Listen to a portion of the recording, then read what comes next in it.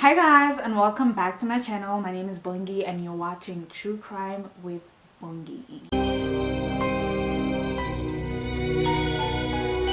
So in today's video we're going to be talking about the case of Zinhle Maditla, but before I get into the case I just want to issue out a disclaimer that I mean absolutely no disrespect to anybody that I'm going to be talking about in this video and all the families that were and are affected by this case. And I also want to warn you guys that this case does include the murders of children, so I know that that's something that triggers a lot of people because it's really sensitive. So if you don't want to watch this video, I completely understand. I'm pretty sure that I'll see you again in another video. And now let's get into today's case. Zinhle Maditla was born on the 2nd of March 1994 to parents Beulah Martin and Kevin Ballins. And her parents were not married, so she lived in Witbank in Mpumalanga with her mother, while her dad lived in Johannesburg. Despite her parents not being married, she was really close to both of them and would occasionally visit her father in Johannesburg. Zinhle's childhood was pretty ordinary. There was nothing out of the ordinary. She was a good child, and some of her family members also describe her as being quiet and introverted and a good person overall. But all this seemed to change when Zinhle was just 15 and decided that she wanted to drop out of high school. The same year that Zinhle dropped out of high school was also the same year that she fell pregnant with her first child. Zinhle told the father of the child that she was pregnant, and unfortunately they had to break up for unknown reasons. But 2 months into Zinhle's pregnancy, she met 20-year-old William Shongwe and the two started dating. William swore that he was going to treat this child as his own, love it as his own. So, the relationship seemed pretty perfect. This seemed like a dream come true at the time. And on the 8th of August 2010, Zinhle gave birth to a beautiful baby girl that they decided to name Zinhle Maditla. About a year later, a year after Minenhle's birth, Zinhle gave birth to a baby boy that they named Blessing, and this was their first child together. Blessing was born on the 22nd of October 2011. Unfortunately though, it was not long after Blessing's birth that things started going south for the couple and they decided to break up. After that breakup, Zinhle got in a relationship with another man and she got pregnant again. And on the 24th of May 2015, Zinhle gave birth to Shaniqua Maditla. After Shaniqua was born, things went south for this couple also, so they had to break up. But this was around the same time that Zinhle was also fixing things with William. They were kind of working on their differences and trying to fix whatever that led to their first breakup. So they got back together, and almost immediately after getting back together, Zinhle got pregnant again with her fourth and final child, Ethan, whom she gave birth to on the 12th of January 2018.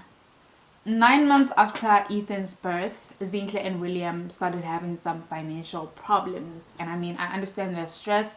There's 4 children in the house, 2 adults, and not that much money to feed all 6 of us. So it was stressful. So they would fight and fight and fight and fight and fight until eventually in September of 2018, the couple decided to just break up because things were really not working. After this breakup, Zinhle took her 4 children and moved with them to a 1-bedroom flat. And to make ends meet, she was also working on commission for Home Choice. I don't exactly know how Home Choice works, but I'm thinking it's similar to Avon and Tupperware. You get to sell stuff and make some commission from that. I think that's how it works, but I'm not quite sure. But that's how Zinhle made ends meet. And William, on the other hand, also didn't have a stable job. So because of that, he would occasionally offer to pay their rent and to buy groceries whenever he could. It wasn't a stable every month type of thing because he didn't have a stable income and a stable job. So whenever he had the money and whenever he could, he would just offer to either pay their rent or buy their food or something along those lines.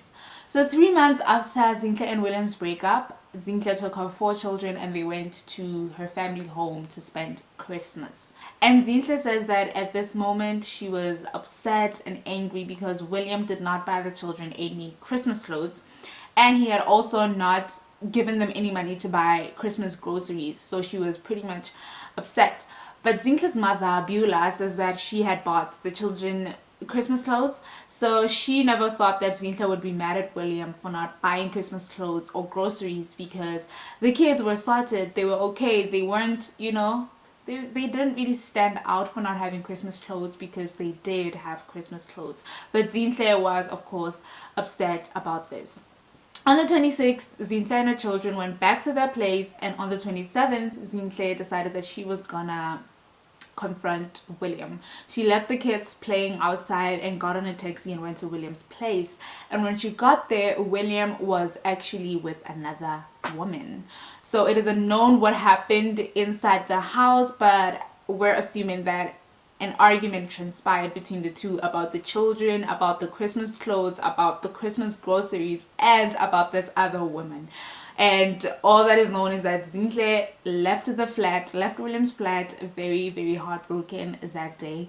She left and made her way to the taxi rank where she saw somebody selling rat poison, and at this point Zinhle decided to buy the rat poison. She took the rat poison with her home, and when she got there, she mixed some of the rat poison with some acha and smeared it all over some bread and gave the sandwiches to her 3 children, Blessing, Minenhle, and Shaniqua. And she also mixed some of that red poison with some yogurt and smeared it all over her breast and continued to breastfeed Ethan, her 11-month-old baby. Now, the poison didn't work immediately, so Zinhle decided to let the children go outside to play with other children. And soon after that, Shaniqua's friends came running inside to tell Zinhle that Shaniqua had fallen to the ground or collapsed or something along those lines. So Zinhle got outside, ran, took Shaniqua, put her inside on the bed and told her to just rest.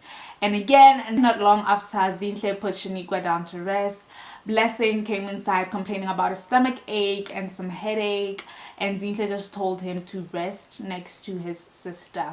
After this, Zinhle got up and went outside to tell Minenhle that she was going to buy some painkillers for Blessing and Shaniqua, and that Minenhle should keep an eye on her siblings, and off she went. She did not go to get some painkillers, however, and we don't know where Zinhle went between then and her return, but when she came back, all her 4 children were fast asleep. This was when Zinhle decided to have some of that acha herself. So some people believe that Zinhle's initial plan was to kill these children and then move on with her life, but after she realized, the weight that she was gonna have to carry, she decided to eat the acha, because she did eat it a while after the kids. She didn't eat it immediately after them or immediately while they were all having lunch or whatever. She had it afterwards. So some people believe that, yeah, she knew that she was gonna have to live with this for her entire life and she was gonna have to go to prison and pay for it, so she decided to eat the acha.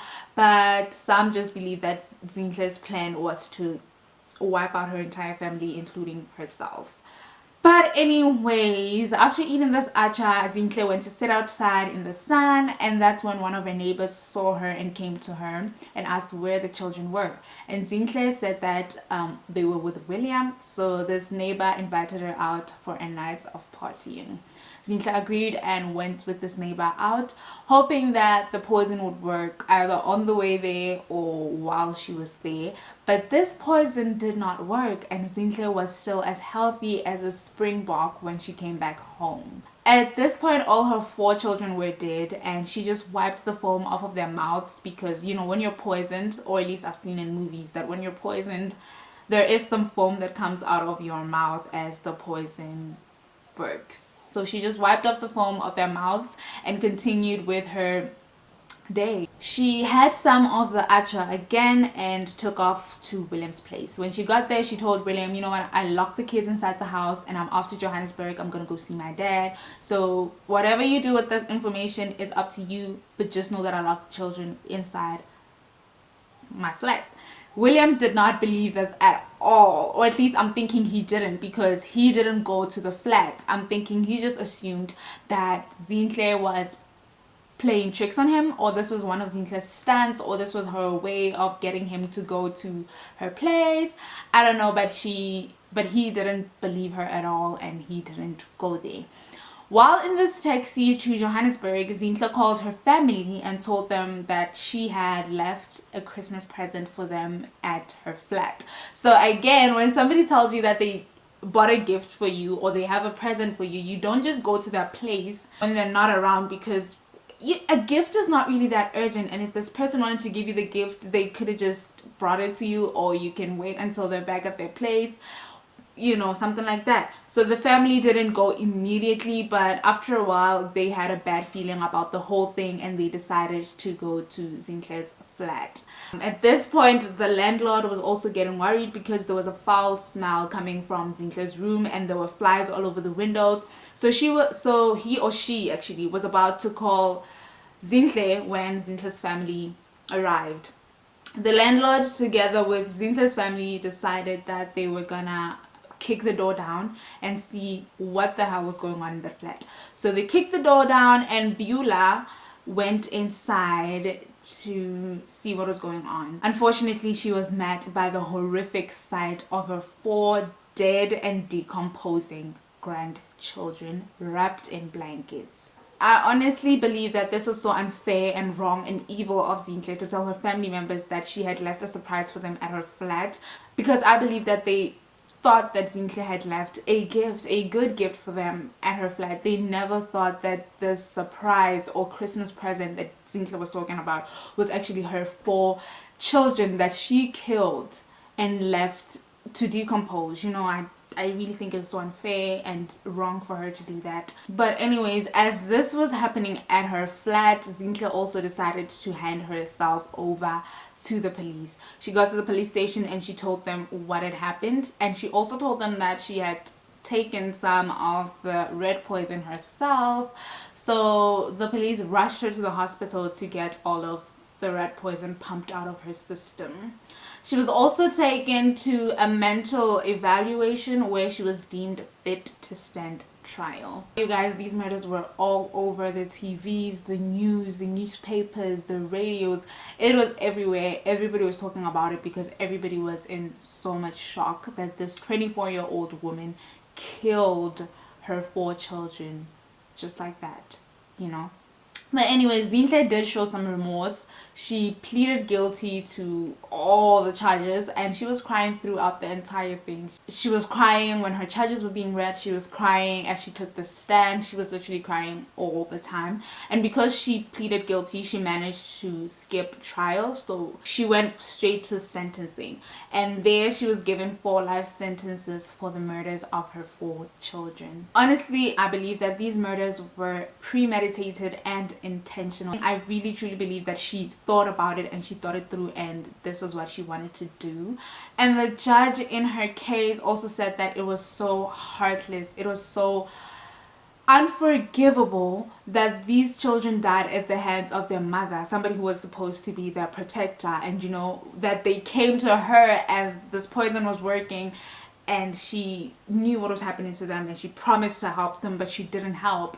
And it was also very heartless that Zinhle had a chance to save them. She had a chance to call the police or an ambulance or anything, because these children were asleep the time Zinhle went to the party. So she could have called the police or an ambulance at that moment and these children could have possibly been saved. But she didn't. She decided to go out for a night of partying with her friends when she knew that she had just committed this horrendous crime. So yeah, it was very heartbreaking and unforgivable in the judge's eyes and in my eyes personally. Yeah. The children were given a beautiful send-off on the 8th of January 2019, and their story touched many hearts all across South Africa. May the beautiful souls continue resting in eternal peace.